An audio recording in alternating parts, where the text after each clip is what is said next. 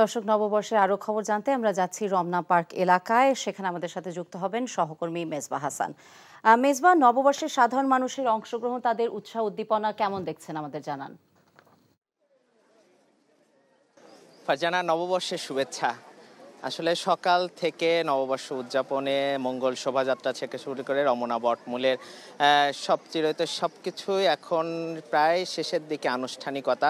তারপরেও টিএসসি চত্বর এবং এই সময়টি এখন আনুষ্ঠানিকতা চলছে এবং আনুষ্ঠানিকতা পেরিয়ে বাঙালির যে ঐতিহ্য স্বাদ, সে যে কিন্তু উপচে পড়া মানুষের ভিড় জমেছেন এই রমনা পার্কে।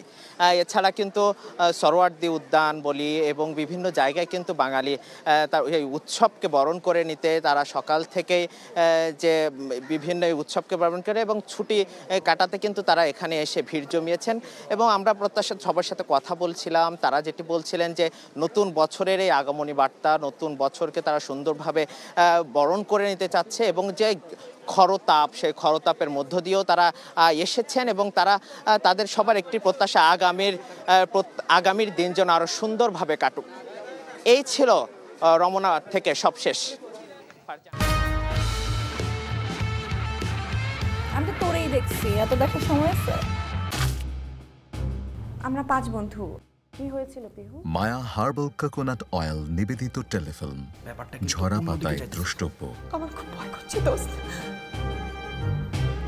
আমাদের কি ফাঁসি হবে? সবকিছু এখন কিন্তু হতে পারে। রচনা পাভেল ইসলাম, পরিচালনা এহসান এলাহি বাপ্পি। দেখবেন তৃতীয় দিন বাংলাদেশ সময় দুপুর 2:30 এবং নিউ ইয়র্ক স্থানীয় সময় রাত 4:30 এনটিভিতে। মায়া হার্বাল কোকোনাট অয়েল, চুল পড়া রোধে পার্মানেন্ট সলিউশন। এই ঈদে দেশ জুড়ে কেনাকাটার ফুর্তি হবে শুধু বিকাশে, সাথে ডিসকাউন্ট কুপন, ইনস্ট্যান্ট ক্যাশব্যাক।